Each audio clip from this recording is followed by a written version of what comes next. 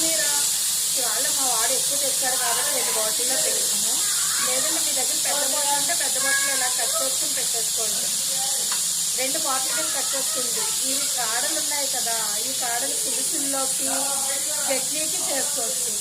Front part అంతా చక్కగా కర్రీలో వేసుకోవచ్చు. 1 మంత్ వరకు ఇలా చేసుకుంటే స్టోరేజ్ చేసుకుంటే ఏమీ పాడవు.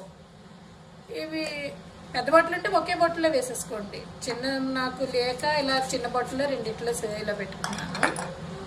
నెక్స్ట్ పుదీనాన్ని ఇలాగా పోసుకుని మీ దగ్గర ఉంటాయి కదా ఏవోటి బాక్సెస్ తెచ్చుకుంటారు, స్టోరేజ్ బాక్సులు ఇలాంటి వాటిలో కింద అడిగిన పేపర్ వేసి పుదీనాన్ని ఇలా చేసి పెట్టుకున్నారంటే మ్యాక్సిమం 20 డేస్ పైనే వస్తుంది.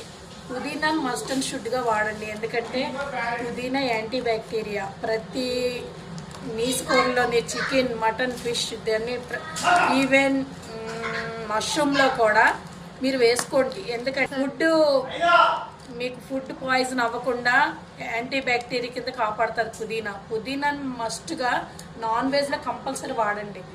మనం తెచ్చుకుని ఈరోజు బిజీ లైఫ్లో ఏది కరెక్ట్గా ఉంటుందో తెలియట్లేదు కదా, ఏంటి పాయిజన్ అవుతున్నాయో ఏంటో నాన్ వెజ్ మనకు తెలియదు. అందుగురించి 4 ఆకులు వేసి ఫుడ్ పాయిజన్ అవ్వదు. హెల్త్ బాగుంటుంది, టేస్ట్ కూడా అదిరిపోతుంది.